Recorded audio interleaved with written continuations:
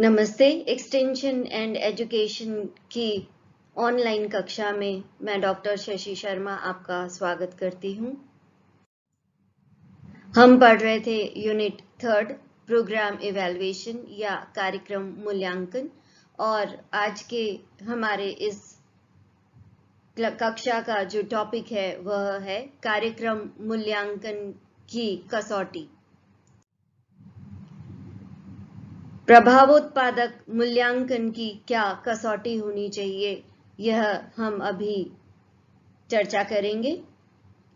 तो सबसे पहले मूल्यांकन के लिए जो आवश्यकता है वह है उद्देश्यों की स्पष्ट व्याख्या। अगर किसी कार्यक्रम का नियोजन करते समय उसके उद्देश्यों की स्पष्ट व्याख्या नहीं की जाएगी तो मूल्यांकन होना कठिन हो जाएगा, क्योंकि मूल्यांकन उद्देश्यों के आधार पर ही किया जाता है कि जो उद्देश्य कार्यक्रम नियोजन के समय प्लान किए गए थे या सोचे गए थे, कार्यक्रम के द्वारा उन उद्देश्यों की प्राप्ति हुई है या नहीं हुई है। कार्यक्रम की सफलता और असफलता भी उद्देश्यों की सफलता या प्राप्त करने की जो लेवल है या स्तर है उसके आधार पर ही ज्ञात किया जा सकता है। अतः मूल्यांकन या प्रभावी मूल्यांकन के लिए कार्यक्रम नियोजन के समय उद्देश्यों की व्याख्या स्पष्ट रूप से होनी अत्यंत आवश्यक है। इसकी दूसरी कसौटी है मापन के साधनों की वैधता। मूल्यांकन कई विधियों से किया जा सकता है और हमेशा हम जिस विधि का प्रयोग करें उसका वैध होना अत्यंत आवश्यक है। अगर हम किसी विधि का जो कि वैध नहीं है मूल्यांकन करते हैं तो उसके जो परिणाम हैं वे सही नहीं आ पाते हैं। जो या वैध हो सके या सही तरीके से मूल्यांकन हो सके, इसके लिए आवश्यक है कि जो मूल्यांकन करता है वह किसी भी तरह से पक्षपाती नहीं हो या उसका अपना जो मानवीय गुण है वे कार्यक्रम की स्थिति से प्रभावित नहीं होते हों। सामान्यतया जो व्यक्ति खुद कार्यक्रम का नियोजन करता है, मूल्यांकन करते समय वह थोड़ा सा पक्षपाती हो जाता है या उसका सॉफ्ट कॉर्नर रहता है, तो ऐसी स्थिति में मूल्यांकन की क्रिया वैधतापूर्ण नहीं हो पाती है। इसके अलावा तीसरी जो कटौती है वह है विषय निष्ठता, अर्थात जब मूल्यांकन किया जाए तो उसके जो उद्देश्य हैं या उसके जो तरीके हैं या किन किन बातों का या किन किन चीज़ों को ध्यान में रखकर मूल्यांकन करना चाहिए, वह बिल्कुल निश्चित होना चाहिए और मूल्यांकनकर्ता को उन्हीं पॉइंट्स के ऊपर आगे बढ़ना चाहिए।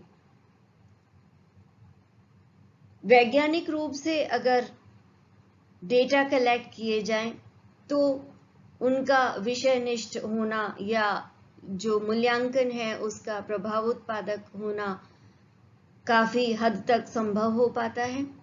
और अगर वैज्ञानिक तरीके इस्तेमाल नहीं किए जाते हैं, जितने ज्यादा मानवीय गुणों का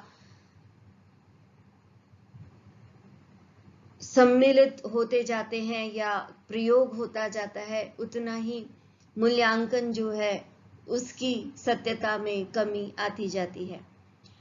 वैज्ञानिक प्रयोग के द्वारा यह फॉर एग्जाम्पल एक मूल्यांकन इस प्रकार से किया जा सकता है कि पूर्व में किस तरह की उनके द्वारा जो प्रैक्टिसेस थी विभिन्न प्रकार की, या उनके जीवन का जो स्तर था या उनकी जो वार्षिक आय थी वह कितनी थी, और जब हमने उनकी आय बढ़ाने का अगर कोई प्रोग्राम किया है तो उस प्रोग्राम के बाद में या उस तरीके को अपनाने के बाद में उनकी आय में कितनी वृद्धि हुई, यह सारे वैज्ञानिक तरीके हैं जिनके द्वारा किसी भी कार्यक्रम की मूल्यांकन अच्छे तरीके से किया जा सकता है। अगली कसौटी है परिवर्तन की प्रत्यक्ष प्रामाणिकता। यदि कार्यक्रम के फलस्वरूप लोगों की सोच एवं व्यवहारों में बदलाव आता है तो मूल्यांकन के माध्यम से उसकी व्याख्या करनी आवश्यक है। कार्यक्रम की उपलब्धियां एवं विफलता दोनों ही मूल्यांकन के द्वारा ज्ञात किए जाते हैं और जो परिणाम निकला है या जो परिवर्तन मूल्यांकन के द्वारा परिलक्षित हुआ है या ज्ञात हुआ है वह प्रामाणिक है। इसके लिए ज्यादा सही रहता है कि कार्यक्रम के पहले की स्थिति भी जान ली जाए और बाद की स्थिति का भी मूल्यांकन कर लिया जाए और दोनों परिस्थितियों में अगर परिवर्तन होता है और स्पष्ट परिवर्तन होता है तो उस परिवर्तन की प्रामाणिकता साबित हो जाती है। इसका आखिरी कसौटी है संसाधनों की सीमाबद्धता। कई बार मूल्यांकन करने में संसाधनों की जो सीमाबद्धता है वह बाधा डाल सकती है। अतः मूल्यांकन जो करने चाहिए वो उपलब्ध साधनों का सबसे बेहतर उपयोग करके मूल्यांकन किया जाना चाहिए। जैसे समय और धन ऐसे साधन हैं जिसके कारण मूल्यांकन में कठिनाई आ सकती है। तो मूल्यांकन जब प्लान किया जाए या जब उसका नियोजन किया जाए तो समय का और धन का कितना प्रयोग होना है या कितनी अवेलेबिलिटी है या उपलब्धता है, इन बातों को ध्यान में रखकर उसी तरीके से मूल्यांकन के जो साधन है या जो तरीका है उसको अपनाना चाहिए। अगर उदाहरण के लिए हम व्यक्तिगत मूल्यांकन की बात करते हैं कि जितने भी लोग कार्यक्रम में सम्मिलित हुए वे सभी के सभी मूल्यांकन के लिए या मूल्यांकन की प्रक्रिया में इन्वॉल्व किए जाएंगे या उनकी भागीदारी होगी, तो कई बार जो कार्यक्रम में भाग लेने वाले लोग कई सारे होते हैं तो उन सबसे समय मिल पाना कठिन होता है। या अगर हमने उन्हें कोई फॉर्म दिया है और वो फॉर्म उनसे भरवाना है तो कई बार वे भर के नहीं देते हैं, या हम अगर उनसे जाके सवाल पूछ रहे हैं तो कई बार सवाल ऐसे होते हैं कि जिनका कोई निश्चित प्रत्युत्तर नहीं होता, या जब हम उनसे सवाल पूछने जाते हैं या कार्यक्रम की उपलब्धियों के बारे में जानने जाते हैं तो वे अवेलेबल नहीं होते हैं, उपलब्ध नहीं होते हैं। तो इस प्रकार से बहुत ज़्यादा समय लग जाता है या वे सही तरीके से जवाब नहीं दे पाते हैं। तो ऐसे में धन और समय की बहुत अपव्यय होता है और ऐसे में मूल्यांकन होना कठिन हो जाता है या प्रभावशाली मूल्यांकन होना कठिन हो जाता है।